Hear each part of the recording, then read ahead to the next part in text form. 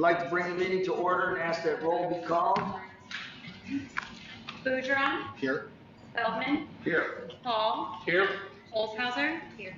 Kyra. Here. Wagenbach. Here. Yeah. Here. I'd like to ask everyone to stand for the Pledge of Allegiance.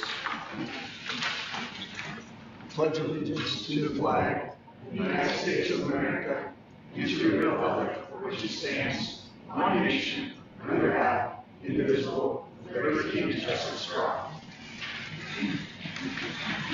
The board will now move on to the public participation portion of the meeting. Dr. Bierman will begin with the superintendent's report. Yeah.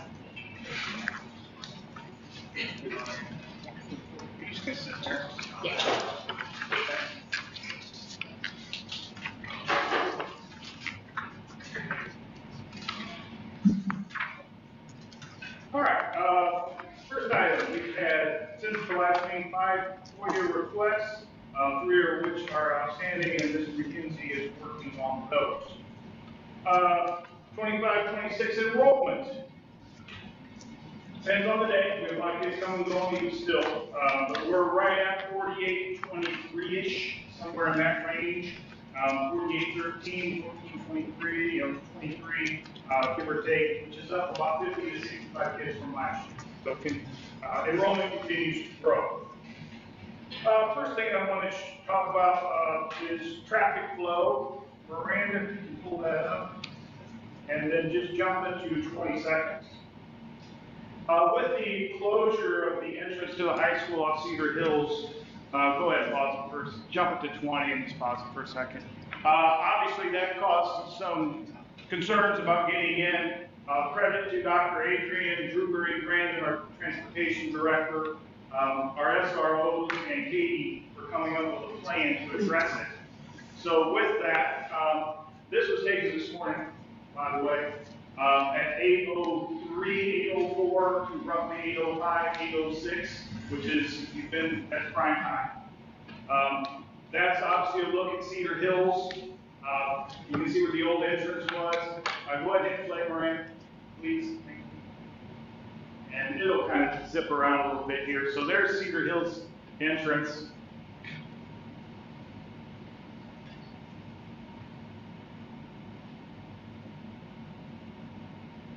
And then you have 91. 91, especially last week, was a bigger issue. We've made some adjustments. Dr. Acher was helpful to put in a turn lane there to help. That was at the suggestion of our SROs. So, we're at prime time here. And as you can see, traffic is still moving. It's got a decent flow to it. I went through the line myself on Monday, I believe, at prime time. And it took me 11 minutes. From the time I came 91, I came busier way.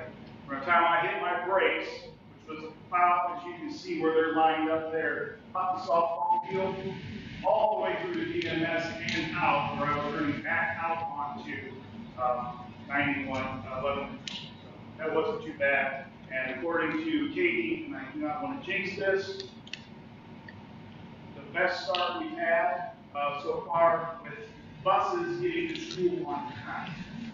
Phelps would probably second that motion. I hope that helped jinx it. But that's usually a concern we have in the morning is the bus is getting there, having to adjust those routes. It's not uncommon the first week or two to have some issues with some routes and we adjust those accordingly. So thank you to those people for making those adjustments and continuing to work on those. Next one is Wilder Weight. We'll have more discussion on that here in a bit. We have Ratio and BJ Hare here. Mr. Feldman, I would like to make a suggestion since there are guests in here. Can we bump them up on the agenda? I think I've got them second. If we could, it'd probably be courteous to do so, if you don't mind.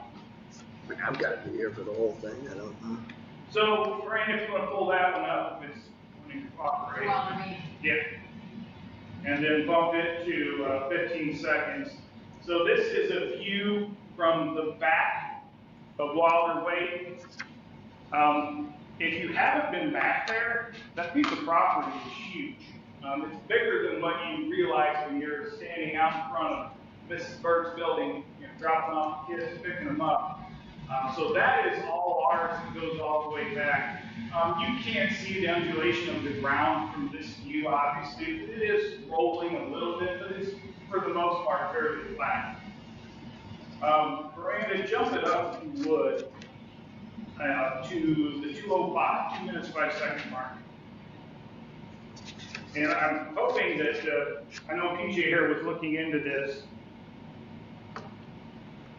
And when you get to the 2:05 mark, pause it at 2:12 when it gets there.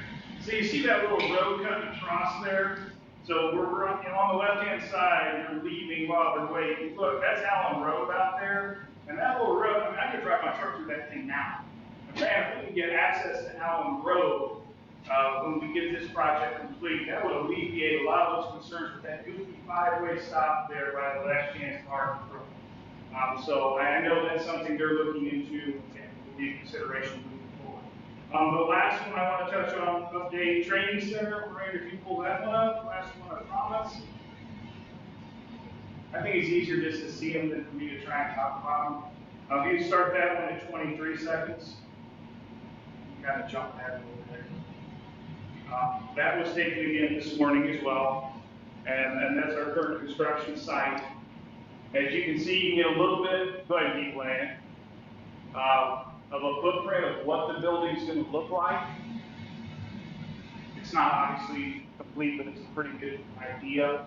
And then the big change is going to be obviously that closure where all the materials are stacked now. And then what we're flying over now is the new road. We met with Estes today and Vantage Architects of Colbert. Should be going in next week, I believe is what they said, because there's a creek that runs through there to take care of that bond situation and get that taken care of. We were given a timeline. Not going to hold anybody to it yet.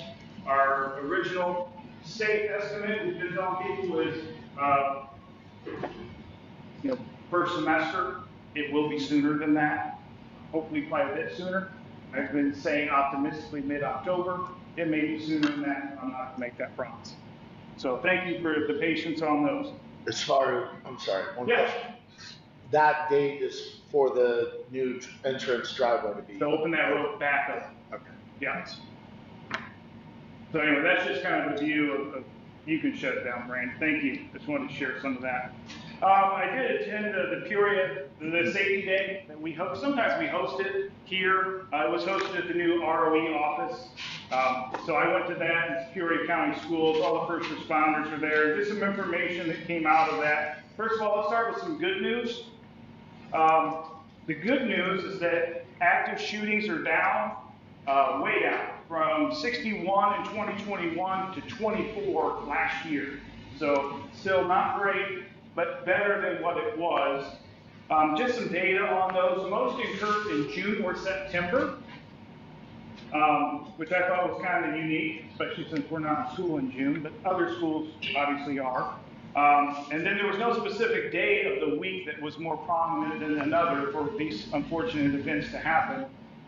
22 of the 24 assailants were male, and only one of those had more than one shooter. They were almost all solo events, except for one. So some concerns we have. These are not going to be new to some of the people in this room, especially if you're an educator or in law enforcement. In our area specifically, the biggest increase they're seeing is in domestics. I don't think surprises anyone. What is very alarming is a large increase in sexual exploitation of children, from financial, in that a child unfortunately sends a picture or video of some nature that is not something they want shared, and whoever has that is basically blackmailing them, saying, pay me X amount of money, or I'm going to share this with all of your friends, I'm going to put it on the website, you'll never get a job, all of these different things. That's one. The other, which is new to me, is these children doing this, these students, to gain followers and likes on the internet. I guess that's a big thing on social media platforms, where people are promising them, so many followers, so many likes, if they'll do this. And so they do that, and then they keep ramping it up. Well, now you got to do this. Now you got to do that. That's something new to me, kind of foreign, but that's something they've seen in our area as of late. Unfortunately, in Peoria and Tazewell County, suicides amongst youth is up. I think some of that could be traced back to some of these incidents that are happening that I mentioned earlier. Measles is a concern in our area with the health department, mainly because it's airborne. You can send your kids to school with all the Clorox wipes you want, according to Monica Henderson of the health department, it won't do any good because it's an airborne disease. And if someone were to get that, the quarantining and stuff that goes with that is rather lengthy and pretty severe. So hopefully we don't run too much into that. With that, let's celebrate some other good news. U.S. News World Report. Dunlap High School, once again, achieved status as a 25-26 U.S. News Best High School ranking as the #1 high school in the Peoria area and number 41 in the state of Illinois, which is the top 5.7%. Truly something to be proud of. The high school it's on the list where students are excel beyond expectations on state assessments in math, reading, science, and achieve qualifying scores on a range of college-level exams, and graduated at a consistently high rate. Congratulations to our students, teachers, and their families. What a great way to start off the year. And then last reminder, September 22nd is going to be our next regular board meeting. That is a Monday. That is not a Wednesday. That is done because by law we have to have the tentative budget, which Mike is going to go over tonight, on display for 30 days. And there's not 30 days between the regular Wednesday meetings between August and September. So we have to bump it back to be in compliance. Mr. Feldman, that's all I got. Okay, thank you.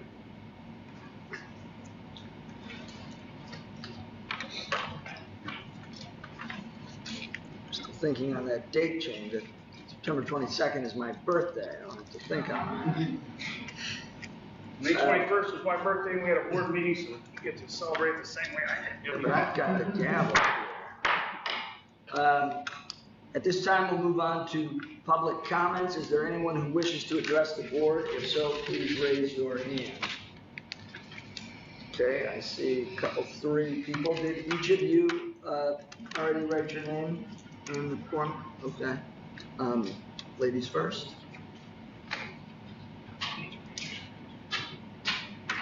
Yes. Before addressing the board, I'd like to remind you of our process per board policy 2230. We ask that when addressing the board, please identify yourself and be brief. Comments shall be limited to 5 minutes. The speaker is asked to conduct oneself with respect and civility towards others. Individuals less than 18 years of age are permitted to address the board if accompanied by his or her parents or guardian. The board typically does not engage in two-way conversations during the public portion of the meeting. Any follow-up response will be addressed by the administration at a later date.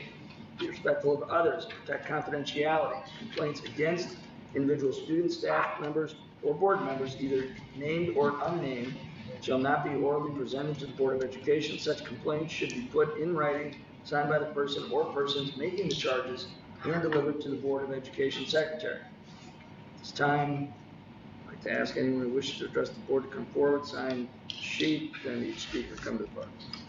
Please go ahead. My name is Annalie Huntington. I'm a parent of 4 children, a sub in the district, and I'm also the assistant high school swim coach for the boys and girls swimming and diving teams. I'm in tower football. I don't do any of that. I'm a stay-at-home mom to a swimmer. Annalie, will you just bring the mic down a little bit for you so we can pick it up? I'm just gonna hold it. Yep, there we go. We're both here tonight to advocate for our pool. I've got a friend with me tonight. If you were here last year, you know. My main goal here is to advocate for the pool because we need a new pool. It fortunately is working. It was broke for several months, and but now that part has been fixed. But the problem is everything is old, so we need a new pool. I saw all that beautiful land behind the other grade school. Thought that would be a great place for a new pool. I think, I don't know who to do this. I need help because I don't know who to talk to, and I don't have the connections. We could do something with the community, the village of Dunlap, create some kind of community center. I think it could be very popular and very beneficial to everyone. I don't think a lot of people ever know that the the pool where, at Paw, the Central Park pool in Peoria, that has been condemned. That pool's not closing. Pools are closing everywhere. There is a great need for pools. And if we built one, we wouldn't have people using it here all the time. It would be a great community draw. My daughter's been swimming with the Dunlap Dolphins since she's been 7. She's now with Paul, but she grew up here going swimming, and now she's a freshman now. Our hope 5 years ago was that we would have a working pool that worked the entire time. The kids were displaced all the time, and that is my biggest fear this year. My daughter is a state swimmer. She decided to actually come and swim for Dunlap because this is her sport, this is her jam, this is her thing. So she was super excited to come, and then we get here, and we look at the locker rooms, and look at the pool, and we look at all the things, and we're like, wow, this is Dunlap, this is our pool. So I'm here to say, hey, if we can do something, anything to spruce it up, to make it look nice, for it to work, that would be amazing. We have great swimmers coming in this freshman year. We have a couple of state swimmers. We have 9 girls this year. It's going to be an awesome team. And I'm just here to say, hey, let's do something. Anything. Thank you. Thank you. Matt?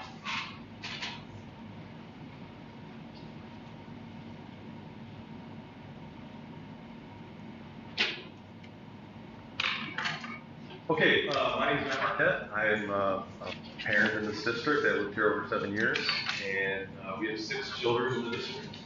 3 in high school, 2 in middle school, 1 in elementary school. I am here today to talk about something I brought to my attention just real recently, which is excessive times that some of our children are spending on the school bus every day. Just for reference, before we get into all of this, I live 10 minutes from the school. I think 6.4 miles is what Google Maps said. And it takes my daughter over 2.5 hours every day to commute to and from school. That's like essentially the same amount of time it would take any one of us to get in the car, drive to Moline, Illinois, and drive back every day. And I know my daughter's not the only one, because even though we're the first stop on, the very next stop is maybe 10 minutes after us, and that child is sitting on the bus for 2 hours and 40 minutes or something like that. The next one after that is still in excess of 2 hours. I looked up the ISB guidelines for all of this. There is no official laws or rules in the state of Illinois, but the guidelines are that we should try to keep our ride time on the bus to an hour each way at the maximum. And again, my daughter is on the bus for quite a bit more than that. This isn't a story just about my daughter, though. We've heard stories from other parents that we've talked to, not only about the excessive ride time, but the overcrowding on buses. A lot of our buses have children sitting 3 to a seat. I think that's been going on for several years now. We heard a story from a parent that the child had to sit on the floor one day, which is probably not something that happens every day, but there just wasn't enough space for every child to sit on the bus and all the sports equipment those kids brought with them. And they ended up having to sit on the floor. Like, that should not happen in the school district. As I mentioned, we got a lot of pride about being in Dunlap, and folks around the community, when they hear that we're in Dunlap School District, it's like, wow, you're in Dunlap, it's so amazing. And they're always shocked to hear some of these kinds of things that we bring to their attention. So I'm not looking for a particular solution just for my daughter. What I'm asking is, I'm asking for the board to recognize that there's a challenge here that needs to be addressed. I'm asking for someone to figure out what is a plan that we could come up with in both the short term and the longer term to address this need that's there and it continues to grow. Dr. Dearman mentioned that we had an increased enrollment this year and that our enrollment's been growing year over year. I don't understand why it's always a surprise that we have overcrowded buses. Like, we obviously need to do something, and I don't have the magic bullet or the magic solution. I also understand that if some special arrangement gets made for my daughter, then that likely means that some other child has to then sit on the bus for longer. I'm not suggesting that something's made just for my kid, right? Like, it's an overall problem, and we need to address it somehow. And lastly, I just wanted to just make a shout out for our bus drivers.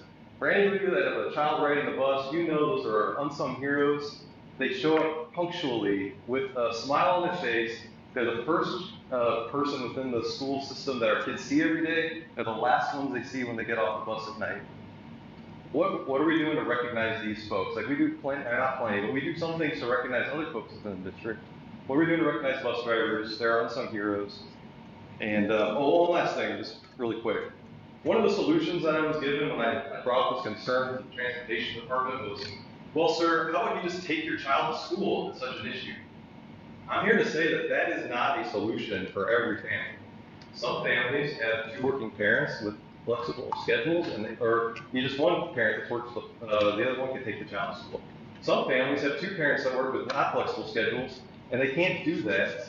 Not only can those parents not do that, I especially cannot do that, because I would need to park in the handicap spot that's in front of Dunlap Middle School, and as we all know, those handicap spots are completely blocked by traffic during pickup and drop. So my daughter has to ride the bus to get to school. It's not an option for us not to put her on the bus. And the more that parents get fed up with the bus, the more parents that might start driving through the parking lots here. And we already know we have a problem. Why try to make it worse, right? Like, we should be encouraging people to take the bus and decrease the amount of traffic in our parking lot while the new entrance gets put in. So anyways, those are the other things I want to say, and thank you for your time. Thank you, Matt.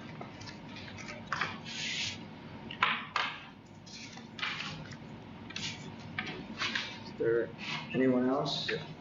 Oh, sorry. Sorry, I missed you. That's all right. I didn't see your hand, I'm sorry. I would have had you go ahead of Matt. We're gonna go after Matt and take the time around. So I am Erin Bornick. I have lived in the district for a really long time. My husband is Coach Pat Bornick. He has been the tennis coach for 18 years now, 35 seasons. I'm here to talk to you about the training center. Okay. Some of you may not know how good our tennis teams are, both boys and girls. So I'm going to run through some stats for you. Coach Bornick has had 416 regular season match wins. He's the winningest coach, I think, in this high school's history. The boys have won conference 8 times. The girls have won conference 6 times. The girls have won sectionals 9 times. The boys have won sectionals 8 times. And when Coach Bornick was an assistant, they won 1. The boys won first place state 2017, second place state 2024, third place state. The boys won both 2022 and 2025. The girls, third place state 2023, fourth place state 2019, fourth place state 2023, and then back in 2018, the boys won 6th place state. We've got 64 all-conference boys, 74 all-conference girls. For all state boys, 11 singles players, 14 doubles players, 9 singles girls all-state players, 7 all-state boys doubles teams. Thousands of future Eagle campers have come through on Friday nights. Dunlap, just this year, they won their own Class 1A sectional for the 8th consecutive season. Pat has been Class 1A State Coach of the Year, Class 1A Regional Coach of the Year, and he is the president of the Illinois High School Tennis Association, Coaches Association. So I'm telling you this to say I think that it is unfair that the tennis team will be the only team that does not have indoor practice space with this new training center. Many of you were elected to right the training center from where it was to make it fit everyone. Taking one of those basketball courts and making it a tennis court is not going to cost you that much more money. Money that we do have. I did look at the budget and all of the financials. So we do have that money. I think that it's wrong to assume that because you play tennis outside that it's technically an outdoor sport. The boys start in February and it's cold and it rains. The girls go into October, it's cold, it rains. During the summer, we have many days where we've got to be inside because now, for some reason, it's 1,000 degrees. And we still need to practice. So to be that good, you have to practice. And Coach Gornick does not cancel practice when there's inclement weather. You know what we do? We go to River City. That is not great. Okay. How does the tennis team get the money to go to River City? It's not the $700 the team gets each semester. That only goes to paying for tennis balls, and it doesn't cover tennis balls, which are not durable goods and do not transfer from season to season, by the way. We get this money through fundraising, which occurs every summer for 3 weeks, tennis camp. Coach Warner keeps the rate for a week's worth of tennis camp as low as possible, and he does not pay himself, ever. So he is spending a good 120 hours during the summer for free to fundraise for the tennis team so they have money to go to River City. And I'm not telling you folks this to make you feel that, you know, I feel that Pat isn't getting enough or isn't receiving enough accolades. I am telling you so that you understand the financial position of where we're at and what my family has invested in time, talent, and treasure over the last 18 years into this program. So I would like to see the school district invest back into the tennis team that has brought so many families to Dunlap and is one of the most popular sports in our community. If you take a look out at those tennis courts, even on Friday nights during football games, there are still people under those lights playing tennis. It's really important to have the kind of fairness, and I think that there is a theme going on here with all of your public participation tonight, having a vision, doing things right the first time. For example, if you had graded the land correctly, the water wouldn't be an issue under the tennis courts, and you wouldn't have to repair them every few years. So if you had just had, and not you, because you weren't here for any of you for this was many years ago, if that had been done correctly, the water wouldn't be an issue, and you're spending a lot of money more often than you need to repairing these tennis courts. So if you do this right now, then the tennis team is not spending as much money going to River City, and you have the fairness equivalent where all of the teams are represented within the training center. If you're going to do it right, now is the time to do it right. And I just want to say as an aside, I know your position is really difficult, and I very much appreciate every single one of you sitting on the board, being married to an educator, being married to someone in public service. I really appreciate every single one of you because, you know, listening to someone like me thrown on is probably not what you thought would be, you know, going on tonight. So thank you for your service, and have a good evening. Thank you, Erin.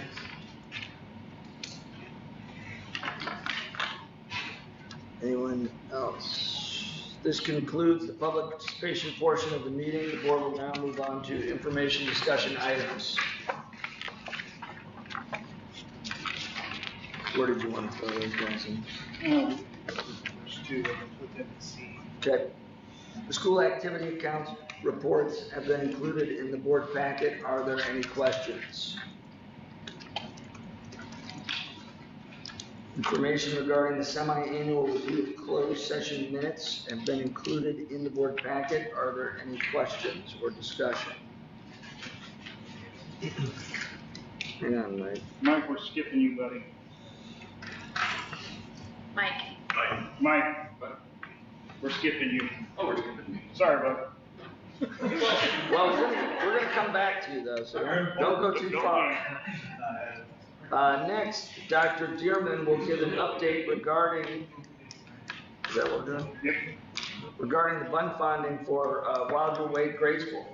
Dr. Dearman. If I could, I have the gentleman from Ratio MPJ Hair here, if he'd like to come up and address the board. I asked them to come here tonight because we've been having discussions. Ratio's been conducting interviews with key stakeholders, primarily the school personnel that inhabit the building are in charge of programs, gathering some information, and we're getting to the point where we're looking at more secure financial numbers. And I wanted them to come kind of give the board an update on where they believe we're at and where this is going. So that's why they're here.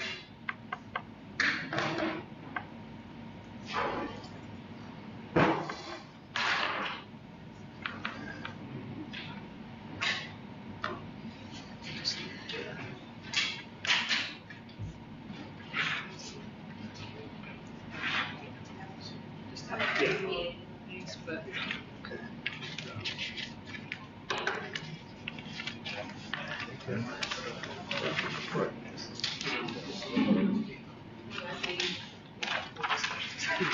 you guys can share that one. It doesn't have that.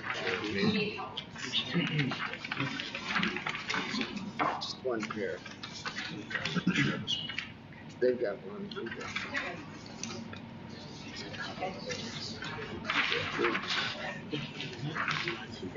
next guy is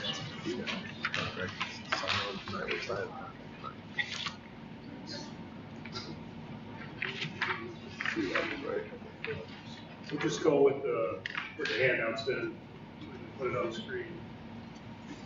So thanks for having us again. Very excited that we have the design. Kirk, will you take a second, just reintroduce the team here and reset for everyone that maybe doesn't know everyone? Okay, Mark B, Ratio Architects. Nathan Zook, Ratio Architects. Kirk Anderson, PJ here. John Sutherland, PJ here. So we're excited to begin the pre-construction process of Wilder Way. It's off to a great start. I believe it was around July 14th is when we kicked things off. So we're a little over 5 weeks into it, and it's gone very well. As Dr. Dearman said, there's been a few meetings with stakeholders from Wilder Way, the administration. Those meetings have gone fantastic with the design team. And we've gone through several iterations already in these 5 weeks. And I think it's important that we explain the process to the board as to how this is going to go. So right now, we've been doing programming, mainly led by Ratio and their design team, getting information from the stakeholders, putting that into a program, laying it out. I'm going to show some of that tonight as to where we landed, as to where we are right now. It's grown in size a little bit, shrunk in size a little bit. This will yo-yo for a while until we land on where this wants to be. Thank you. So we've been charged with a $40 million all-in budget to stick with it. And when John talks about numbers in a little bit, you'll get a better understanding of what all-in means. But that's the kind of terminology we've been using. And so we want to share with you over the next really 6 months through January, we'll be in the pre-construction stage. Monthly, we'll be bringing you updates on design and budgets.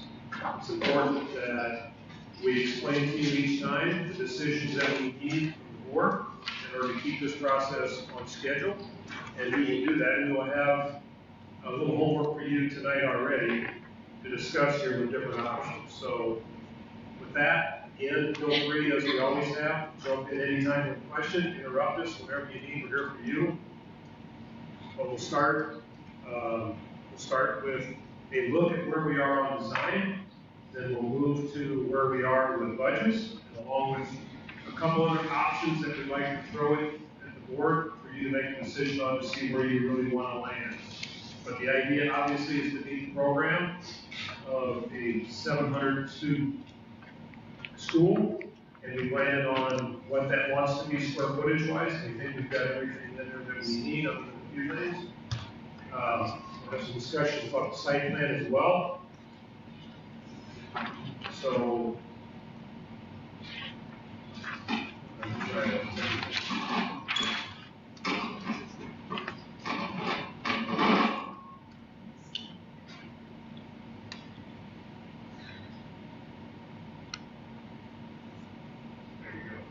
Okay. So I'll turn it over to Nathan, and Mark will talk about where we are with the site plan and with the layout of the proposed new grade school.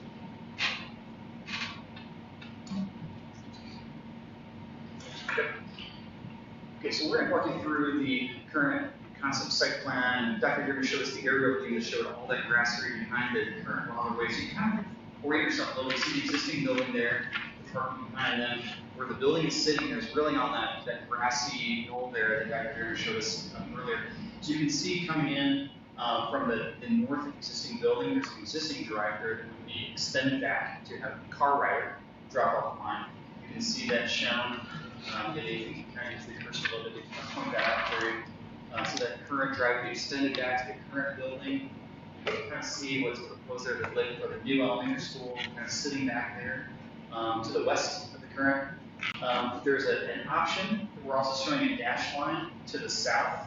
You can kind of see that labeled as a secondary entry for buses that could come in at some point. That could be a secondary means in there.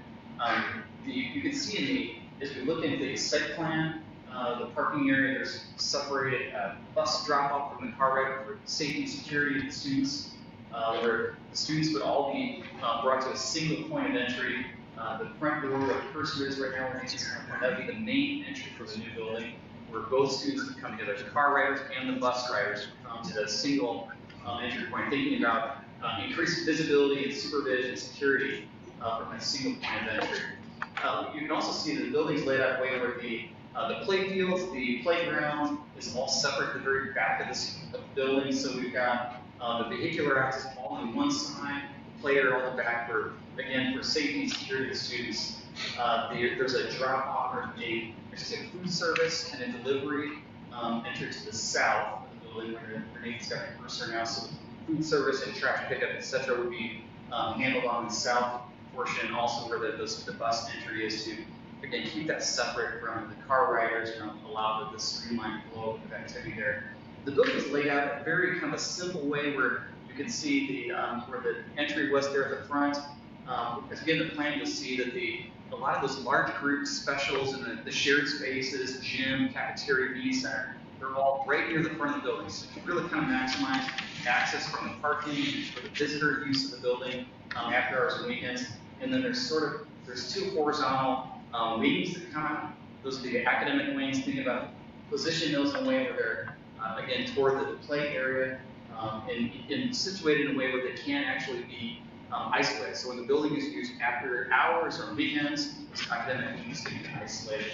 And the very center then, you can see between the two academic wings is we're holding the space for the certified outdoor learning space. The current building has this really exciting certified outdoor learning space that we're looking at relocating in that central location to really maximize visibility, increase the educational opportunities for that. Maybe I'll pause just for a minute in case there's any questions about this site before we get into other components of the design. So I'll send it. Okay. Scrolling through, so we'll flip next to the floor plans, and Nathan will walk us through where we're currently at. And again, as Kirk mentioned, we've had a lot of great feedback from a lot of stakeholders. So through Dr. Beer's name, was generous enough to get us connected to a lot of folks there. So this input you're seeing here has a whole lot of input today. We're really excited to share with you where we're at. Yeah. So just kind of again, a walk through where we are. This is that main entry that Mark mentioned. It's directly adjacent to this blue area, is the gymnasium, dining, it's an open dining commons, right after that entry as well, entry corridor. We've got visibility directly into that outdoor learning area. It's kind of okay, thanks. One of the central kind of we were going to highlight the design that we and celebrate that outdoor learning center. These two wings are the classroom wings, and we've got the younger grades on the lower levels, the older grades on the upper levels. The gymnasium and those support spaces around it are going to be part of the storm shelter, certified storm shelter, tornado shelter. On the second floor, again, we've got the media center, those special classrooms, art and music, and upper grades through fifth grade. What we're here to maybe ask for some direction about is some options. Where we're showing right now this cutoff line, that's about 77,000 square feet for the building. If we were to include And so that 77,000 square feet excludes any pre-K classrooms. We could add 4 pre-K classrooms, that would bring us up to, to 82,000 square feet increase. And then we could go with the 6 pre-K classrooms that were identified as ideal number, and that would bring us up to 87,000 square feet. So we're trying to reconcile the priorities of the district. And, that's kind of where we're at right now. I can say so. So, I think the 77 or whatever the number was, I mean, that was the number that we were kind of tossing around when we met back mid-May, right? Middle of May 14th, whatever the date that was. And so I would, and maybe not just from the table here, but maybe from administration, or I'm thinking Dr. Andrews, Dr. Bierman, I mean, maybe I would want to have a little more information about the need, or the anticipated need for those additional pre-K classrooms. Because that wasn't in what we talked about mid-May, and maybe it should have been, I don't know, but I'm trying to get a better sense. Because we didn't come up, at least I wasn't a part of the conversation that even came with that initial square footage plan. That was done with some looking at enrollment and, future potential, et cetera. So I would want, I think the board's gonna, approve it or not, but I think we need a little more information as to what the need is for those classrooms. Whether that's now or a conversation later, but yes. Going back to the onset, the reason we're able to do this without running a referendum is with the new legislation, you had to meet 3 criteria. You had to have the debt capacity, which we obviously do. You have to have a standalone facility, which this obviously is. It can't be an addition or a renovation, which is a standalone facility, so that qualifies. And then thirdly, you have to expand either pre-K or K seat offerings somewhere in the district. It doesn't even have to be at the new Wilder Way, but we do need to expand it. Dr. Hastings is here. She can mention, Caitlin's here as well. We have a waiting list now of students wanting to get in. We have, 2 bright futures. We can potentially go up to 4. Those are funded almost fully through grant opportunities, and there's a need for those for our students. So I think that's the driving force of why we wanted these additional pre-K classrooms. The question comes in, if we don't put them into the new Wilder Weight, do we put them at some rooms that should open up at Hickory Grove when we move kids out of there? Or we also have the Wilder Weight building, which is still going to be standing there. Do we continue to service students within the old building at the pre-K level? Those are all different things the board will have to discuss and decide. What do you, just ballpark, what is that waiting list now? We have extreme interest in our preschool programs here. At any given time, Bright Futures runs those waiting lists, so I don't have access to the number, but we are on a constant waiting list, and we screen approximately 30 students a month that are looking for entrance to preschool. So the interest is very much there. In the past, that on average has been about 18, and how many can be in a In a Bright Futures room, there can be 15 non-IEP students and 5 IEP students in a single session. And when you mention that's grant funded, what exactly do those grants fund, I guess? Like the teacher expense? Yeah. The major expense. Yeah, so just one more follow-up to that then, because you talked about 6, did I hear you say 6? 6 rooms? 6 pre-K? But it was 2, or it was 4, or it was 0 in one of those 6? 4. And then through conversations, You wanted realized to get to 6. ideally 6 would be the ultimate goal, if feasible. But again, we're up here, we know we need, and everyone knows that it's in the meetings, and we share this conversation. There's a difference between needs and wants. We would love to have everything with no limits, but we do have limits, and we need to work within those. So if we need to do some adjusting, we'll do so, and people will understand that's coming. How do we come to the conclusion whether Hickory Grove can accommodate the pre-K rooms versus need to add it to the project now? Because we have some classrooms there now, so, I mean, they have had it before. It would be nice to have everything in one location if we could, instead of having them spread out across multiple buildings. Has there been any, math done on when we do rebalance the student population to this larger Wilder Way, what that will do to Hickory Grove? My goal is to take it, it's right at 850-ish right now. The sweet spot, according to Mr. Etnier, who's been in that building forever, is about 600 to 650. So that would be the goal, is to move 200-ish students out of there.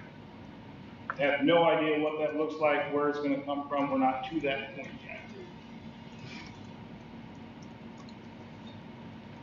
So that was part of the discussion I had with these gentlemen was, I know we're building it for a capacity of someday potentially of 750, but it's not going to be 750 day one. Mrs. Bird's building is about 350-ish now. We put a couple hundred in there. We're going to be 550. We'll be 600. So we'll probably look at 600-ish to start. But the same thing was said with Hickory Grove. Why are you building it so big? You'll never fill this thing up. Well, we know how that turned out. We just want to be prepared and not caught in that situation again, where we've got 850 kids in school. It really wasn't designed for. So right now, with the 77,000 square feet, we're roughly right at capacity of 700 students. If we add the additional space, that's another 120 potential with the two options, option 2 and option 3.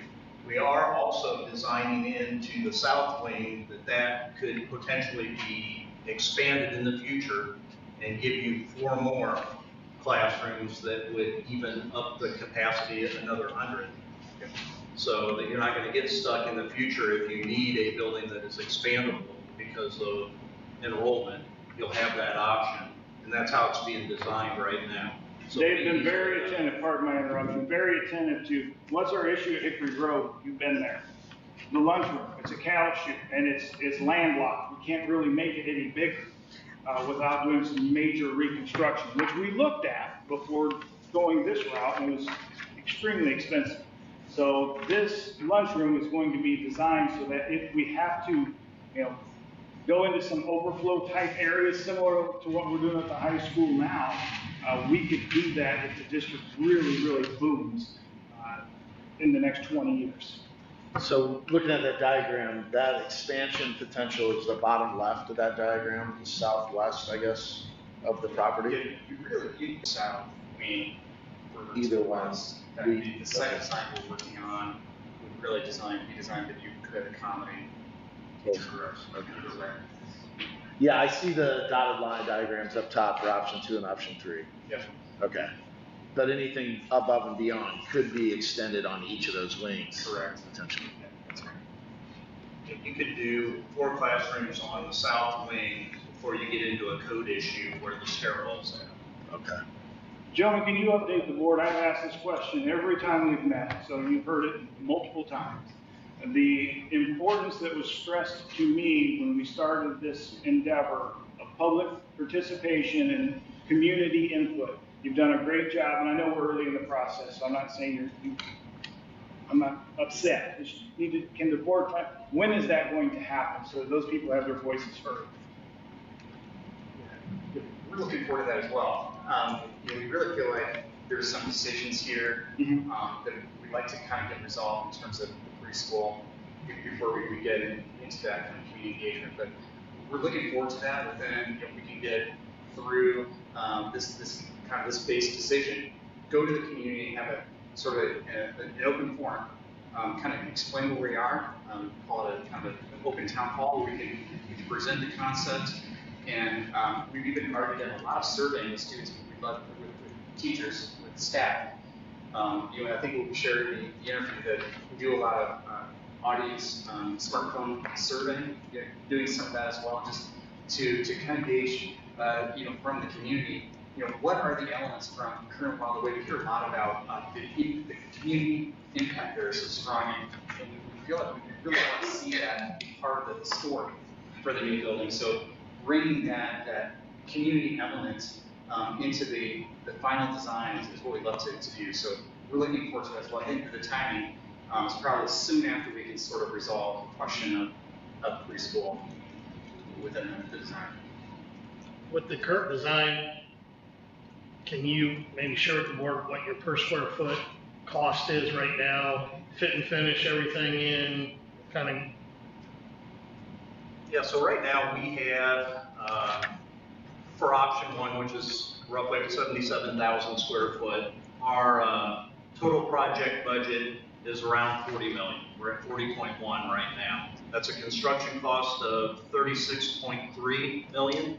Plus, on top of that, we have design fees, furniture cost, and then testing. If we go to option two, there's a construction cost of 38.9 million. You add the design fees, furniture, testing, we're at roughly about 42.8 million. If we go to option three, which is the largest square footage, that's right now sitting at 87,000 square foot, we're at a construction cost of 40.9 million and an overall project cost of 45 million.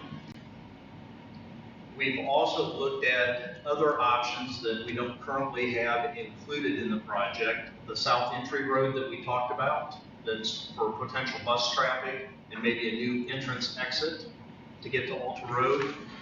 That is roughly $556,000 is what the budget would be for that road.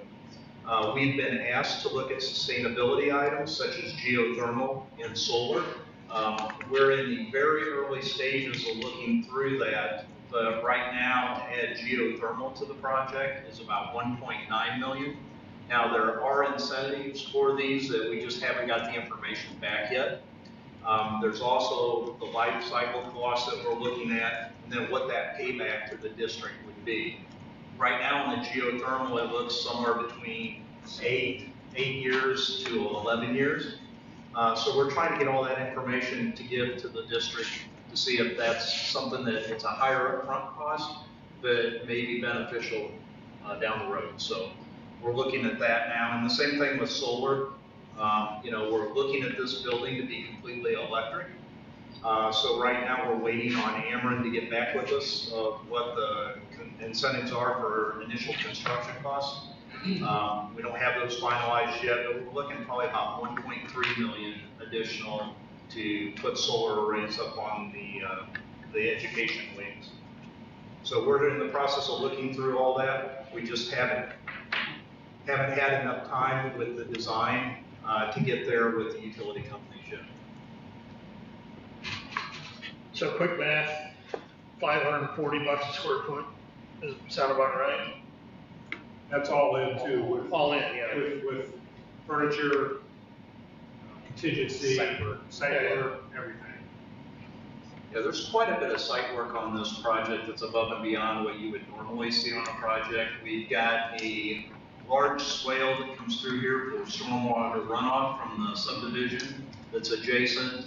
So on the roads, that's why the bus entrance for the bus lane is an expensive item, because we've got a bridge over that swale to keep that stormwater running. So there's a structure that has to be built there that will accommodate the bus weight and traffic. So we're 5 weeks into the programming and schematic design of this project, and we are on schedule with that for January 5th, which is the ideal time to finish this project that we're looking for. So in order to maintain that schedule and keep things moving forward, there are things that can be done on the design side without this decision being made. but certainly we would hope by 2 weeks, 4 weeks, A couple weeks in. that we can get the board to say, How about 4 weeks? how about 4 weeks? We can make that happen. 4 weeks, do it on your birthday, how about that? Fantastic. But we need to know that sooner than later in order to be able to keep the design development, next phase of the design moving forward. So that's the challenge. There'll be things like this that will come up, but again, we want to give you an executive summary every time we come here, not for you with all the details that we're going to do, but certainly keep you posted as to where we are and what we need to be able to stay on track. And this is the next thing we need to decide option 1, option 2, option 3. And then anything else that you see as you're looking at these drawings, and please come and say, wait a minute, what about this, what about this? That's part of the involvement that we look forward to hearing back from everyone else. So just get those to Dr. Jeremy, the company, they can relay those to us. That's where we are. Is there, just for, so that everybody watching at home, that when we talk about option 2 or option 3, where each one you're adding roughly about 6,000 square feet, right, on each one of those, at the $540 a square foot, does that change at all when you're adding that? So in other words, if I'm looking at, you know, again, rough math, 540 times 6,000 square feet is an additional 3.2 to go to the next option. And so is that roughly what we're talking about, or is that all going to come down? We're using the same per square foot price for the building for each square foot option. Okay. If you do the math and divide it, it's $380 a square foot for the building. Okay. The site work stays the same in every option. You can see it. We will get you a copy of this. What's up on the screen? Apologize about that. Our copies for you here. But then design fees stay the same all the way through. The furniture will go up because we're adding classrooms, but it goes up 100,000 each option. And then testing stays the same. So contingency goes up a little bit as a percentage of the two as we get there in volume of the revenue side. So option B was the 4, option A was the 4, which one's the 4 classroom, right? Option 2 is the 4 preschool classrooms. And then how much was it to add the exterior bus row? To me, that's $500,000. $500,000. Just wanted to make sure I had those numbers correct. That's important with that traffic flow situation. It's a mess over there. If we can do something to alleviate that, that'll be big. Okay, thank you. That one would definitely be important to get resolved within a 2 to 4 week time frame. Also, the solar, the geothermal, that'll come in time. We have time on the mechanical side to do that without affecting the architectural design. Kirk, you said you had homework for the board and myself. What do you need from us? We need to know the decision. If we stay with option 1,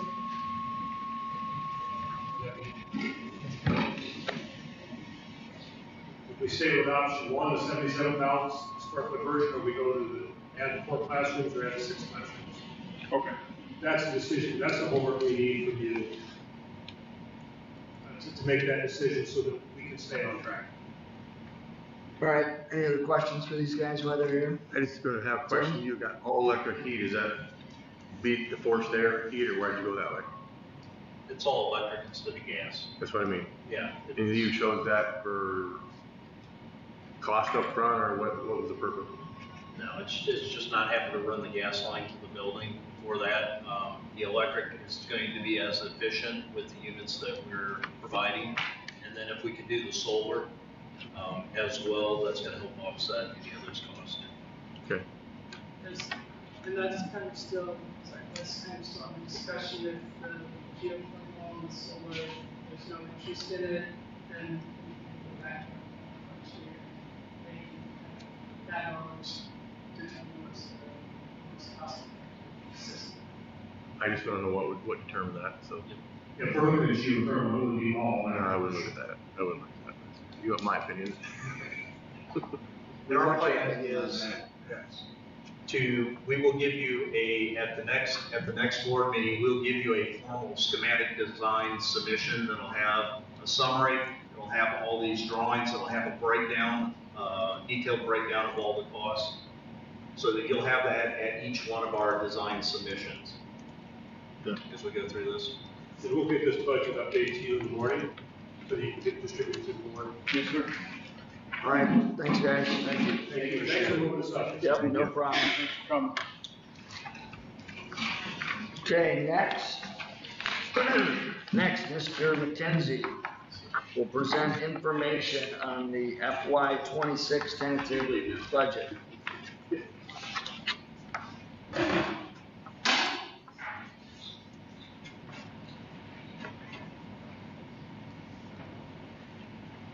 I got really excited about talking about finance.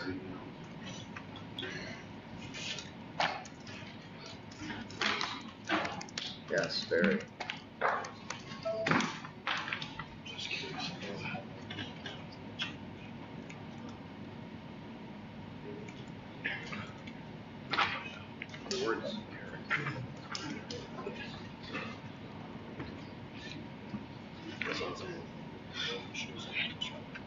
All right. Can't hear me, let me know. As usual, I can't hear hardly anything. My ears are so bad, but I have ear infection right now. It's getting better. Okay. All right. This is a presentation that's in the board package. But I always like to start with reminder of the dates. As a school board, there's very specific laws about how you can pass the budget. So tonight we're doing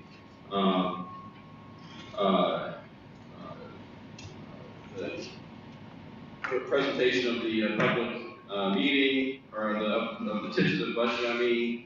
We'll have to do a public notice that it's available for viewing.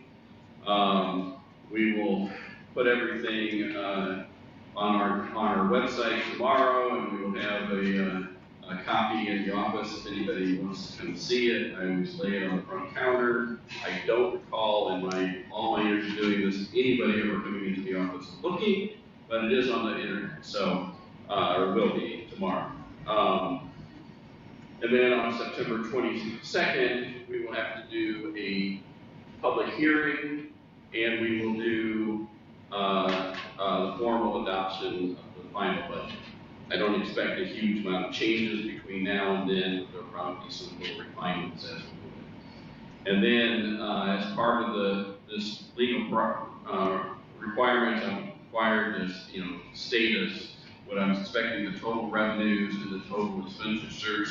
They're very high this year because of the way school districts do budgeting. That $112 million assumes a $44 million bond issue, and that $81 million assumes we're going to spend about $12 million on construction costs this year, which actually, as I've heard more numbers this week, I probably need to bump that up a little bit before next meeting. So those numbers will definitely change. I put this slide on here mainly to the new board members. The rest of you have heard this before, but I would like to remind everybody, as a school district in Illinois, we can use the cash basis accounting. Most school districts do.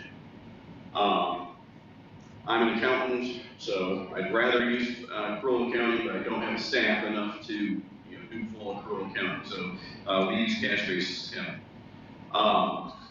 That being said, even if we use accrual-based accounting, when we did the budget, we would still recognize two things differently than you do with your financial accounting you're used to in the business world. In the business world, when you borrow money, you would consider that a liability on your balance sheet, and an increase of cash and an increase of a liability. You would never see a revenue, but in the school district, cash is coming in, so we see a revenue. Same thing with construction costs. When we do a capital improvement, we recognize an expense immediately. In the regular business world, financial accounting, GAAP-based, financial accounting that you do in most businesses, you would recognize the new building as an asset, and you spend down cash, you build something and be an asset, and then you would depreciate that over time. So that expense would show up on your building, new building, your expenses show up on your income statement over 30 years. But for a school district, we show it as an expense right now. And it just makes the financials different than what you would see in regular financial accounting. Our fund accounting is different. So that's why some of the numbers get a little skewed when you do these big projects. My key assumptions this year, big things that are affecting the budget this year. Evidence-based funding used to be called general state aid. That's the big amount of state funding we get every year. We're expecting, we've already started getting it. So we're going to get an extra $1.6 million in evidence-based funding. When I originally did projections earlier, a few months ago, I was assuming about 500,000, which is what people were telling me is assumed the increase that we had 2 years ago, which was about $500,000. So I was assuming that. And so when the final numbers came out, because our enrollment keeps going up and our needs keep changing, we had a bigger increase than I originally expected. So that's very positive news and has been positively affected. Other thing about corporate personal property replacement tax, that's been, that went really up during COVID and everything, and now it's been plummeting the last few years, so it's finally leveled out, and they're expecting basically flat funding. We get about $1 billion a year from that. Every year I check with the county assessor's office, and they give me an estimate this time. They're usually very accurate. Last year they told me 7.5%. It ended up being 7.49%. Year before it was like they said 7.9%. It ended up being 8%. So they're expecting an EAV increase this year of 7%. So that's what I've included in the budget. When I was doing tentative budgets a few months ago, I was assuming 3%, which is kind of a historical number, but they're expecting 7% increase. So that is in this budget. Because we get about 45 to 49% of our taxes that we levy in December, we will get them in June. So, that affects our budget. About half of that increase affects our budget this year. We're going to issue, in this I have 44 million. We heard numbers today. It might be, plus or minus a little bit of that. So, and then construction costs, I'm assuming we're going to finish the training center kind of that way, and we're going to start the process at Wilder Way. So that's the $12 million. It's probably it'd probably be a little higher than that based on some estimates I got from PJ Air yesterday, I think. So that might change it. I have this, and it's too big, and the next couple slides show it in a smaller version. But I would throw this up on the website, or on the board book, and on the official budget that will be on the website tomorrow. There's the 20-some page detail of the budget that's in the state's format. It's very difficult to read. I understand it, but unless you do this for a living, it's very difficult to read. So I created this one-page version of the budget. So we see each column is a different fund. And on the left-hand side of the gray column is the operating funds. On the left or the right-hand side are the non-operating funds. So most of our day-to-day activities are on that left-hand side. And so that's this slide. So most of what we do is in the education fund, the operations and maintenance funds, and the transportation fund. That's our day-to-day operations of the district. And the largest fund by far is the education fund, because everything has to be in the education fund unless it's specifically allowed and we're told it has to be in a different fund. So most things are in the education fund. So the total expenses in the education fund are $47.7 million. So the number that everybody's always interested is down near the bottom, about 4 rows up from the bottom is the revenues over under expenditures. So, and if you go all the way to the right-hand side of that number, it's the 369,000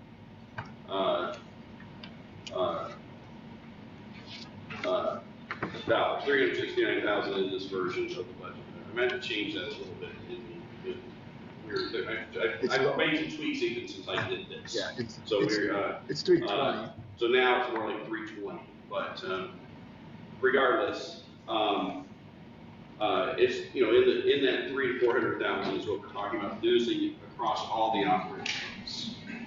Last year it was about 1.6 million at this time. Now it's 300. We're talking 300,000. And that's with, we just bought Chromebooks here in July. We approved them maybe in May, but we didn't actually get them and pay for them until July. And it's got $500,000 in the budget to buy Chromebooks for the next grade level in the spring. Because we kind of put them off, waiting to make sure we know what we're doing. So that's all in here. Actually, I was very pleasantly surprised by this budget. Also, if you look at near the bottom there, the third line from the bottom, it says, fourth line from the bottom, building fund transfer. We have to transfer some more money into the building funds for the additional size of we transferred $8.5 million last year. And we need to transfer $3.5 million from somewhere, and right now I haven't coming out of the transportation fund to finish off the training center. So that's in the budget, and we'll do a more specific number as we get closer and we know more specific. But right now, that's what I've got in the budget. On the other side of the budget, the non-operating side.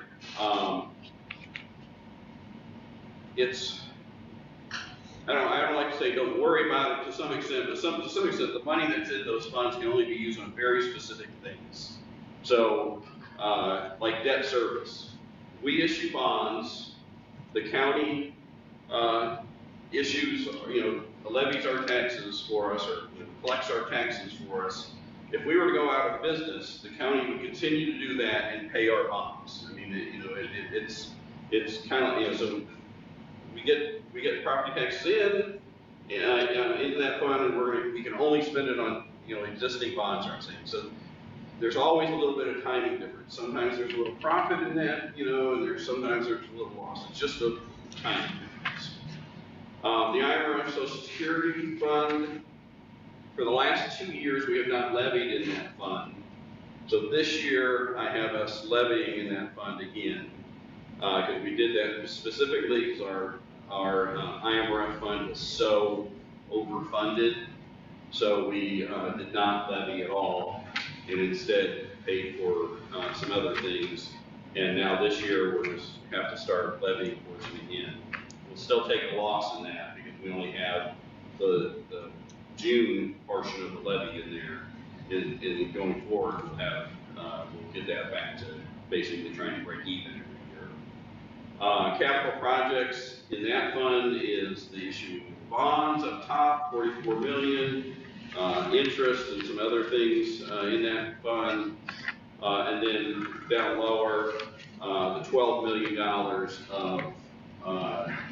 of while they're waiting in the training center, and then about another 600,000 of other projects. We pay for boilers, we pay for some roof things that come up through the year. There's always, you have 800,000 square feet under roof. There's always big capital things that come up through the year that we have to do. So we fund 600,000 out of that, and that money comes over the other $1 million of that capital. The revenue from capital projects comes from the county school facility sales tax, and so I've put a number in there to pay for things. And then TOR, again, you can only spend for very specific things in there, insurance, risk management, things like that. So we levy for that, we pay that down, we try to basically break even. And then life safety, same thing. We levy for it every year. We can only pay for capital things that come up as life safety. So those are very specific things. And then in the end, it shows a profit of 31 billion.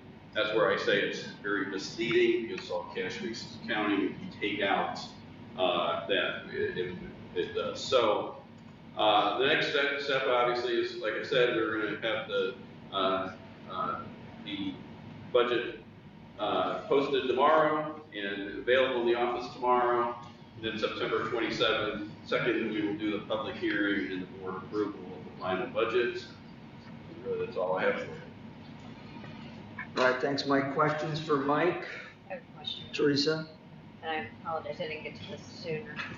So we've got two things.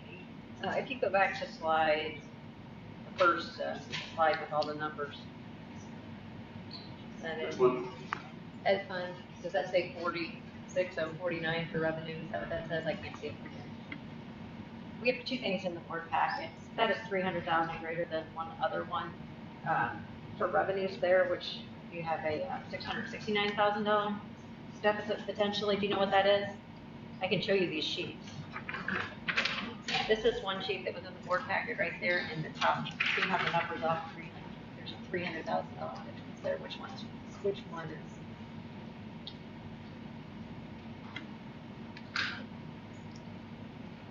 I printed these out of the book. See, it's just this number here is exactly on $300,000, which makes that one exactly on $300,000. Just, this is correct, right? I'm just asking. I'll check it. Okay. Another question I have, thank you, just check it, see what's going on there, just to make sure. Which one though is she looking at? She was looking at one of the financial reports, right?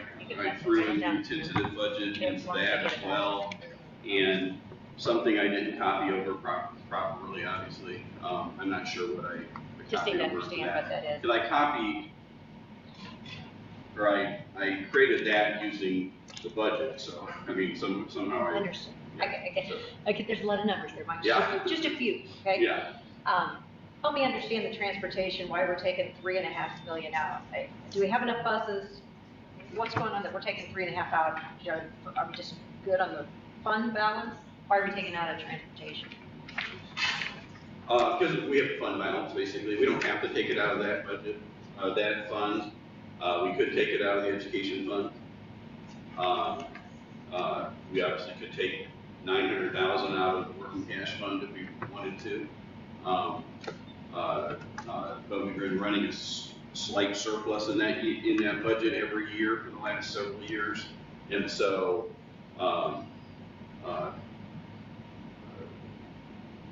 And maybe this is a transportation question, I think, with transportation, just want to make sure that we're looking at that right. Okay.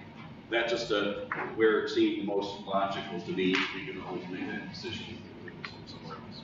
It's a pretty big hit on that fund. That's a big hit to make that back up. So it takes more than half of the fund balance out. But still, I mean, But that fund balance is what, supposed to double what the yearly expenditure right. is? I mean, our total revenue, our total expenditures in that fund in the budget, you'll see there's 2.9 million, almost 3 million. And our fund balance is 5.5. So that's almost, a good portion of 2 years of expenses in the fund balance. That's too high. It should be at least 6 months, so it should be at least $1.5 million. And with this thing, it'd still be 2.7. So it'd still be not a year's worth of expenditures, but it'll be, so it really gets it down more to what it should be. I mean, in an ideal world, you wouldn't have 2 years of expenditures in. I completely understand. I guess my question is, I've heard the same concern from parents that the kids there's not enough room on the buses long. So I just want to make sure that we're taking that into consideration as we look at this. This will not hamstring the transportation. Right, I understood. Bus drivers is the thing that is the biggest limiter in buses right now. We have more buses than we have drivers right now. That's the issue. If the board said, Scott, you can add 10 buses tomorrow, that'd be fine. I got nobody to drive. Right. I mean, that is the case with every school district probably in Illinois right now. That bus drivers is the issue. We would hire more if we could hire. We can't. Other questions for Mike? I'll echo what you said. I don't remember exactly what you said Mike, but I was, you said pleasantly surprised, actually. I remember it now. And I was as well when I looked at the budget. Teresa's error that she found of yours notwithstanding. We'll see how that rounds up or down. But yeah, it came in better than I thought it was going to, so good work. Yeah, I was very happy with it. I mean, I was using what I thought were fairly conservative estimates when we were talking last year, 6 months ago. Obviously, we got a little bit more money than I was expecting, but, you get an extra $1 million, that really changes, right into your operations, that really changes the complexion of things, so. I know Ms. Holzhauser had emailed the board, or at least myself and Tom, maybe, I don't remember who, asking about a financial presentation. I would like to do that next month with the board's approval, permission, because there's several factors at play here. I'll just give, I know he's talked enough tonight, but Dr. Adrian gave me a list of major projects off his 5-year facilities plan that are coming up. That these are not luxury items. We're talking roof replacements, boilers, HVAC units, kitchen equipment. I mean, stuff we have to operate. I ran the numbers on that today, including some summer project stuff. We're looking at $17 million just in those. And those are not, again, luxury items. And he hasn't gone to a single principal yet and asked for what their wants are for their buildings. And you're what, $1.5 million for next summer already? Is that correct? We saw a 7% increase. Awesome. Or we're expected to see that. The county's usually right, so I don't deny that. I'm sure that's correct. We saw a bump in evidence-based funding because we're tier 1. Yay, that's great. But at the end of the day, we're still scraping by to break even. With these increases, they're not going to last. I mean, we've all been here. They're not going to last. We have other needs that need to be met. So we need to kind of have a longer-term projection of what the expenses are, what the revenues are, and how we're going to address that, or how I would present to the board and let the board decide how to address that. If that's all right by you for next month. Yeah, just load up that night. Here. Can I make a comment on that? Yeah, please, Teresa. That is a present time. We get to talk about more about it. Teresa. Okay. Maybe more for me than you. As always, if you think of anything else, either email me or call me at the office. Teresa's got something. Oh, sorry. Thank you, Scott, for bringing that up. Yeah. And I don't, as we were looking at this, and I know that I've had concerns, I've expressed my concerns about this. I pulled up the last report from Lawrence. We've been in a deficit for several years in a row, and I think we know that. Our revenues are significant, they're going up, and we still cannot balance the budget with the increase in revenue. And just like Scott said, we're not going to see 7%. We're not going to 7% EAVs. I think we all know that, right? It's not going to continue. My question to you, and that's part of it. Absolutely, we need that because in a few years, I can see the writing on the wall with the numbers, and I think Scott, you know that as well. When we see our expenditures just in the ed fund alone grow, doubling than what the revenues are coming in, that's a problem. But I guess my question, one of the questions is, and I want to ask this in that. We're seeing such increases in utilities. Are you seeing those as well? Or are we on a fixed type rate for so long? What are you guys seeing in utilities? Most of our rate is the same. We're in a fixed rate in most of our buildings.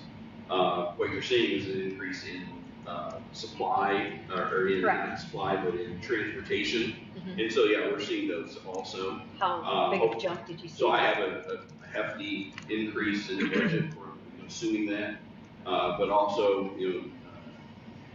we should have the solar panels on this building coming online soon, so that we'll have that transportation cost for that energy, obviously, so that will help a lot.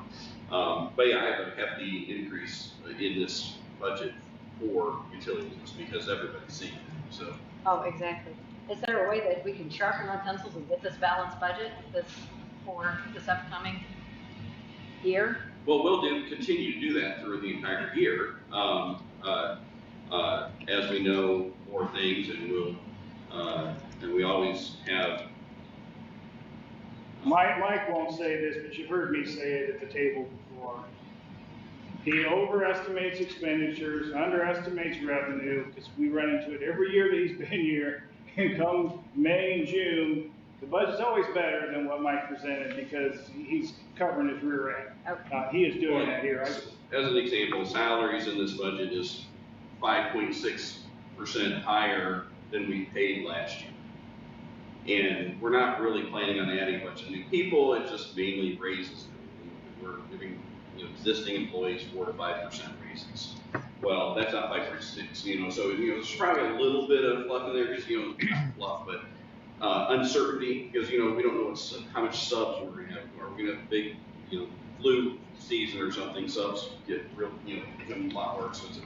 So I use an average. I don't look at last year's and just budget that for subs. I kind of look back to what's kind of higher number, and that's what I budget. So I mean, it's I budget line by line. I spend a lot of time just looking at every single line, trying to figure out what I think is going to be. So yes, I am very conservative.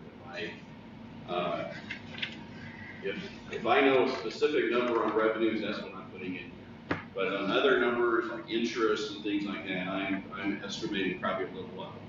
And same thing with expenses. When it comes to a lot of subs and things like that, I'm estimating high, hoping that I'm wrong and that will bring it back. So, at $300,000, $400,000 out of 55 million, 56 million, that's a very small percentage. So yes, we will definitely, be tightening things and as we go through the year and trying to bring that closer to zero. All right, Mike, sounds like you're coming back next month, so we'll get more then. Right. All right, thank you. Thanks, Mike. Okay, next, Dr. Hastings will present information on the state of special education.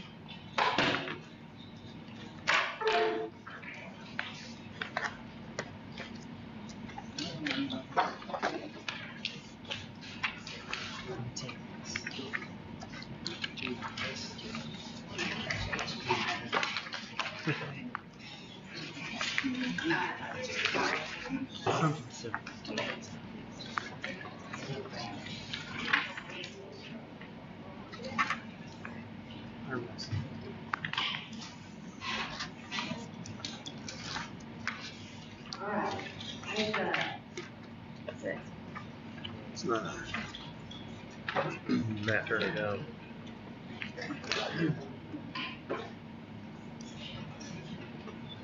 Maybe we can stick a microphone in the budget. Yeah. Okay. Add it to the list. Hello. Hello. I'm excited to come before you tonight to give you an update on the state of special ed. This is my third year here with the district. And when I first arrived, I noticed two things. First, we have tremendous staff, a lot of talent and expertise, and most importantly, can-do dispositions. Secondly, I noticed that we need a lot of systems and structures. So that's been my number one aim since I've been here. I'm continuing this work, but I'm not doing it alone. I'm backed by my team of 80 certified staff. I want to point out some of the celebrations. Because of your support, we've been able to attain some of these goals. First, we reopened successfully the elementary instructional program. This is one of the students who are 3 years or more behind their state-age peers. We've made tremendous growth in the structure of our life skills program, and it may be in the best shape that it's ever been.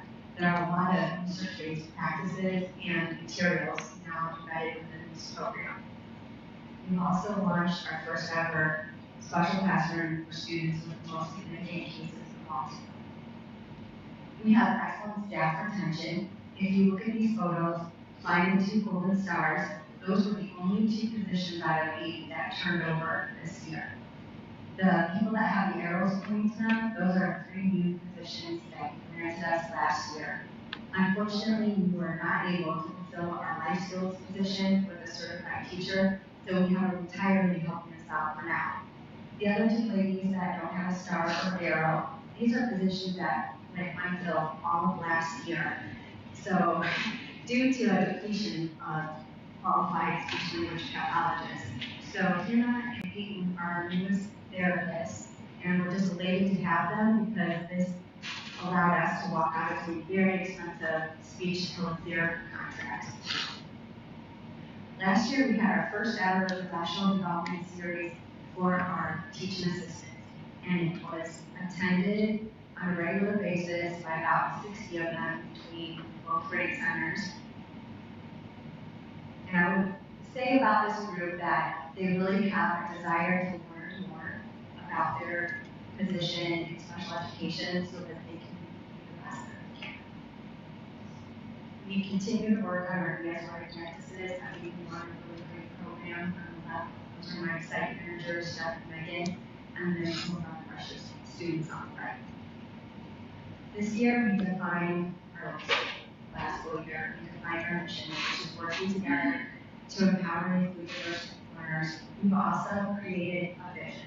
Basically, our goal is to take our most exceptional learners and help them soar to the highest ambition of life.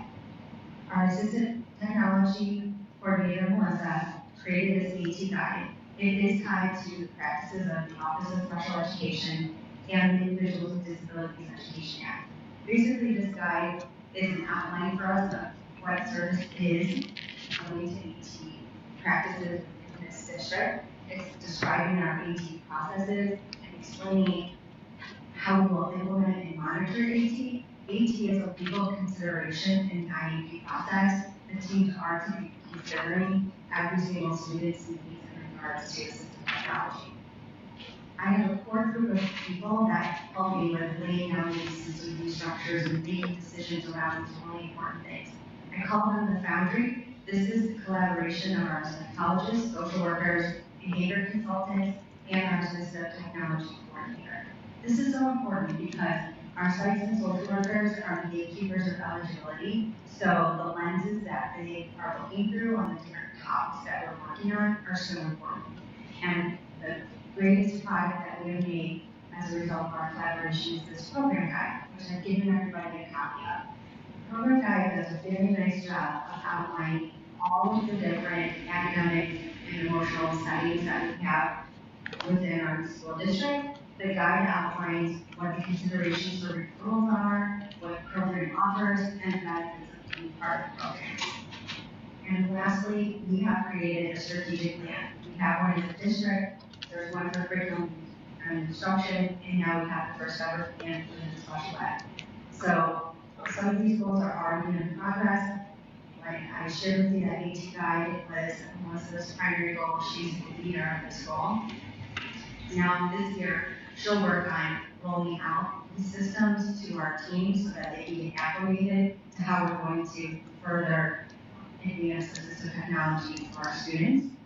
Our behavior consultants, psychologists, and social workers at Boundary Group, Carlos Evans, he's going to be our leader for this. We're going to revisit our local considerations for students that are deemed eligible for service under emotional disabilities. All right, within the special ed case manager group, these are our teachers. We've worked diligently on refining our practices when it comes to writing those IEPs. They're very extensive documents, and they've been given specific direction on what to write in each section, and we have had guided practice so that we can write the most clear documentation of who our students are, so that anybody, they left us tomorrow and the district, so we can pick up that document and be able to get a picture of who that student is. All right, UCE, our preschool team, is working on creating a smooth transition to kindergarten. Our motor team is the most ambitious group. They have a couple of different tiers. Basically, they're working on refining their practices with the referral process and supporting staff with supported students inside the classroom that have motor needs. And lastly, our speech team is focused on developing resources that can be utilized by staff and parents to help with the generalization of communication skills from their therapy spaces into the classroom space.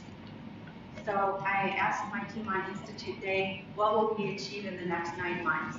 And given all that I shared with you of what's transpired in the last 2 years, I think it's just a continuation of more good work. Okay, thank you. Thank Any you. questions for Dr. Hastings? No questions. I just want to say great job to you and your team. You guys do amazing work, and you know, I was glad to see that you were able to add some headcount to your team, but I know there's still work to be done. And you guys have your hands full and you have a lot going on, so we really appreciate what you guys do. Does anybody have a guess of how many kids we service? Oh man, It's 750. 750 kids you service right now? Yeah. Wow. Thanks for putting this together. This is great. Thank you. Good. Thanks, Jack.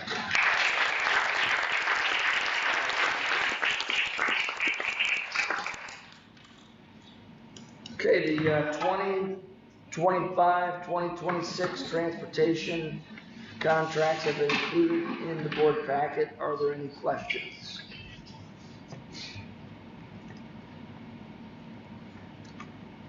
Information regarding the pool filtration system has been included in the packet.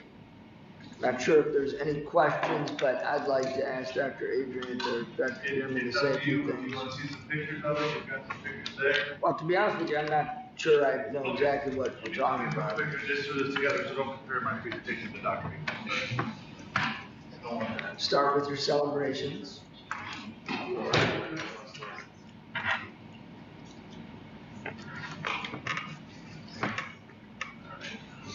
So the reason why I'm bringing this to you before all the summer projects is if you're familiar with our latest application for the health department permit to install the chlorinator, I worry that if that pool filtration system goes out tomorrow, the filtration system takes much longer. I spoke with our representative, he said 18 to 22 weeks at the earliest to get a permit to do that. So you can imagine, as big of a headache as that chloration system was, if that filtration goes down and I have to wait longer, that's going to be a real problem. So these are some pictures of our current filtration system that in the packet you can see it's outlived its lifespan by 12 years. Knock on wood, it's kind of like a hot water heater in your house. You know, as long as it's running and not leaking, you're just going to roll the dice till it goes out, right? Well, we have luxury of having it put in the next day probably. We don't have that luxury with this pool filtration system. So that's why I'd like you to approve, you know, not approve information item this month, approve next month, budget of $200,000 so we can see proposals, get a proposal decided on, and then apply for that application and replace this one we can. Well, that's why I'm bringing it to you now instead of waiting till the summer, holding our breath, hoping it doesn't go out. It's simply just because of that permit process. Okay, and these are some patches in the roof. If you went to the pool, last time you toured the pool, these were not repaired. These have all been repaired. They've been insulated because they caused the condensation from not having insulation caused some issues with water on the floor, safety issues. So we had those repaired. We had some of the rusty areas on the beams, and this was painted in 2019, 2020. But the chloramides in there, the pool, they just rot away everything. So we've had that taken care of too. So that's been addressed. And certainly it's not perfect, but it is much better than it was. So the chloration system's in there. The water gets checked every morning before the students swim. So we feel really good about how it's performing. We're just concerned about this, the filtration system. It looks like something from World War II, to be honest. So that's all that was about. Just putting that on your docket, bring it back for action next month so we can seek something and get some the application applied. Okay. Any questions on that? That's original, right? Right. What's that? It's original to the pool. It's original to the I don't think it is. No. It's not? No. What? Not original, but it looks like it. Those aren't originals? You don't think so? I don't think so. You don't, what do you think, Tim? You Why know wouldn't they be? That feels well because they don't last very long for one. I mean, that would be 50 years old. So, I mean, you debated replacing that in 2019. You talked about, there's some notes on that, but at the time we decided not to. Can anybody check those tanks and see if they're actually rusted out that bad? Yeah, they get inspected every year. It's like, Could they be paid? Could they be paid and the painter check them out and see if they're? A painter? Yeah. Sandblast them off? The painter can paint them, but it's not gonna help them function. No, but they're rusted while you're changing them. Yeah, but I don't wanna spend the money to have them sandblasted and powder coated and then end up replacing them. I know, I'm just telling you, if he would, if he can test them that way. I got a 1949 anhydrous tank that I'm redoing. See? He's telling where I'm at. Dr. Jim, you also, did you want to show anything about the field house? I have those handy, no? Sure, go ahead, Dr. Adrian. So this is from the opening, You just want to buzz through that those we real shared, quick. yeah, real quick. Yeah, buzz through. Sorry. I know you guys haven't seen these. But this is the current design. That's obviously the front entryway. It's been extended. That's the vestibule as you walk in, one view of it, another view of it. This is the main hallway. When you walk down, it's a short hallway. Restrooms are on your left. That door on your right, that maroon door, is a conference room. These are a sample of what the restrooms will look like, boys and girls. This is the conference room. It's 19 roughly by 15, about the same size as the one in the district office, which would be good for the curriculum department, student services, special ed. They need meeting space so they can be able to utilize it for that. That's the dance room we talked about, and that's the overall floor plan of it. This court down here is a different texture because the batting cages are on it. It'll get a lot more different use with the high jump shot put down there, so they recommend a different texture down there. But that's the basic floor plan. I think you're going to be really happy with the way it is when it's finished, but that's pretty much it in a nutshell. What's the surface for the basketball courts? What's that? The surface for the basketball courts? It's called a Mondo surface. I can bring one in next month. I got some samples of it. It's a rolled material.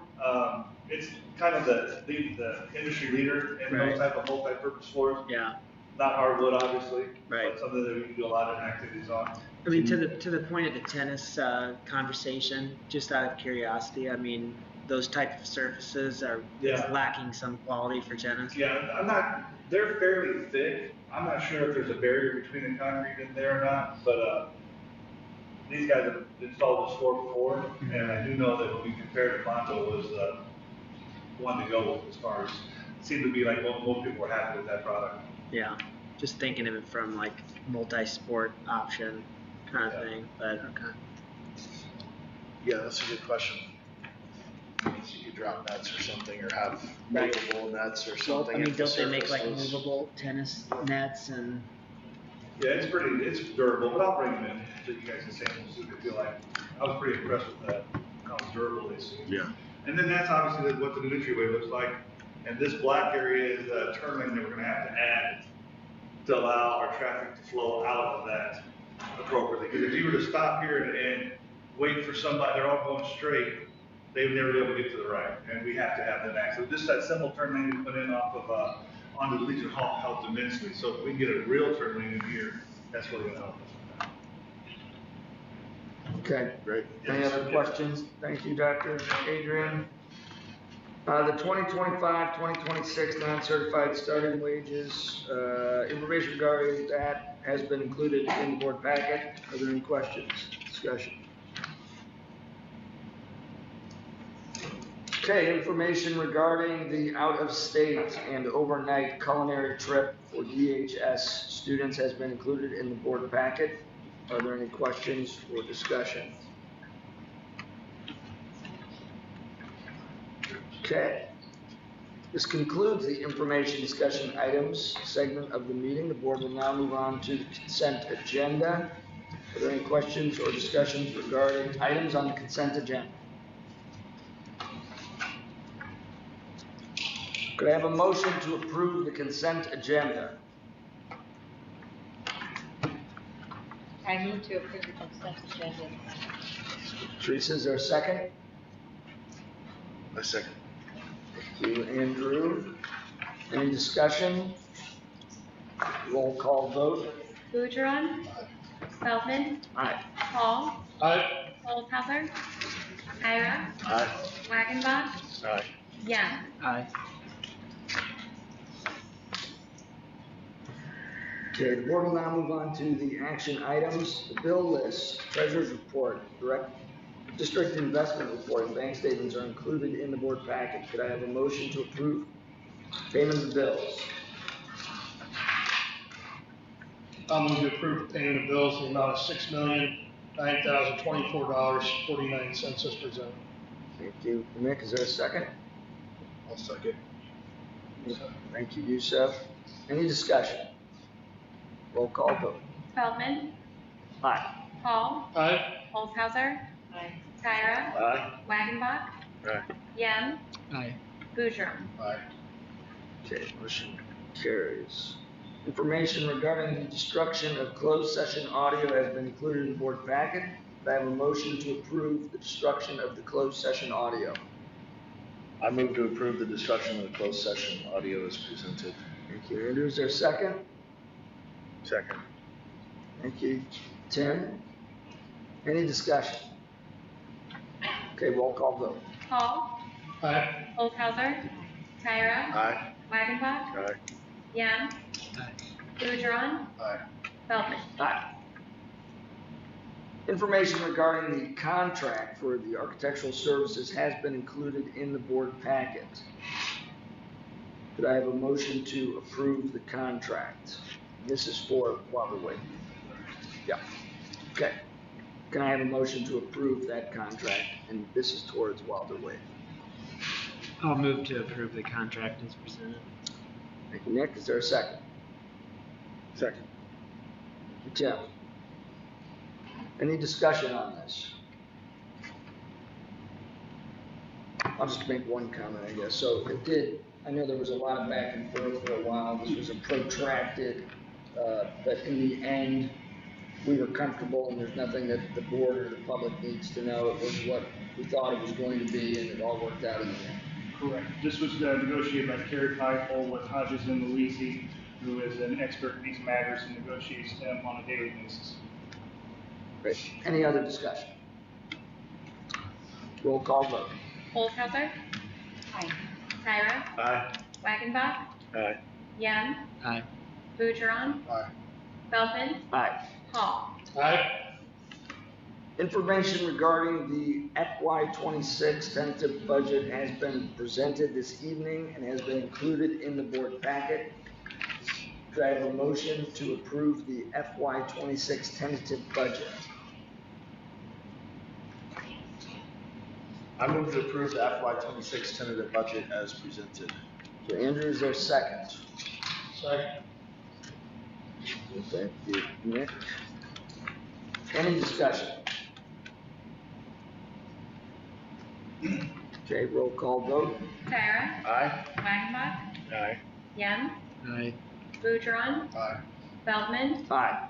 Paul, Aye. Olshauser. I'm just gonna make the comment until we can get it balanced on the notes. Okay. Motion, was she the last one? Everyone else? Yep. All right, motion carries 6-1. Okay, this concludes the action items portion of the meeting.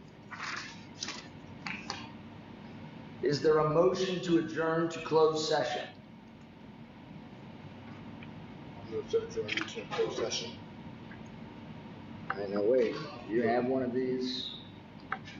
You're gonna have to say, it's gonna have to be for one of these topics.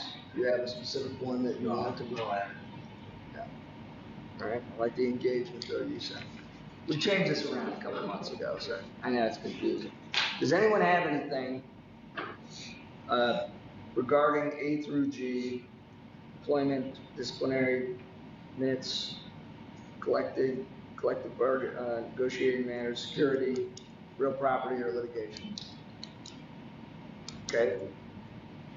Hearing none, then we don't have to go into closed session. So, down to here. Could I have a motion to approve the human resources consent agenda? I move to approve the human resources consent agenda as presented. You volunteered. Okay, Andrew, is there a second?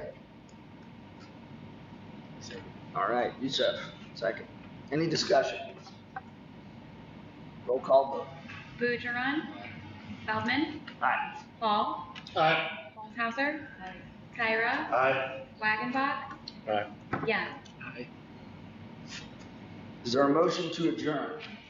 Tom, before the motion adjourned, I just would like to encourage everybody to come out to the stadium Friday night for the Maroon and Gold night, for the introduction of all of the kids who are participating in all the sports for the fall.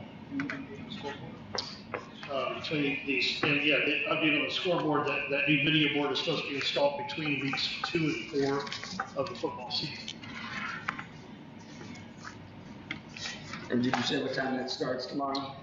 It's Or Friday? It's 5:30, I believe 5:30 is the start of the fresh off football game. And then we introduce all of the kids to participate in all the sports for the fall. And then there's several different things. There's a soccer inter-squad scrimmage, there's a swimming, diving inter-squad, and there's a volleyball also inter-squad. Okay, after that now, would you like to make a motion to adjourn? I'll move to adjourn. Is there a second? Second. Thank you, Nick. Any discussion? All those in favor say aye. Aye. Any opposed? Hearing none, the meeting is adjourned at 7:50.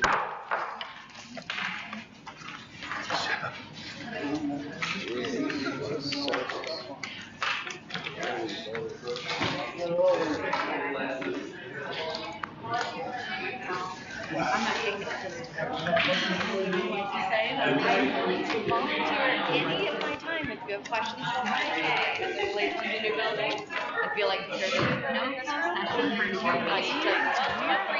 if you have any questions, I'm happy to.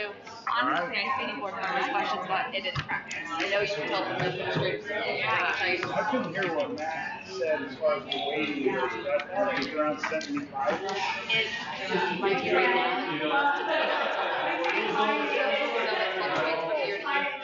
So the few years ago it was 3 so it goes up to that. So, but I'm happy to have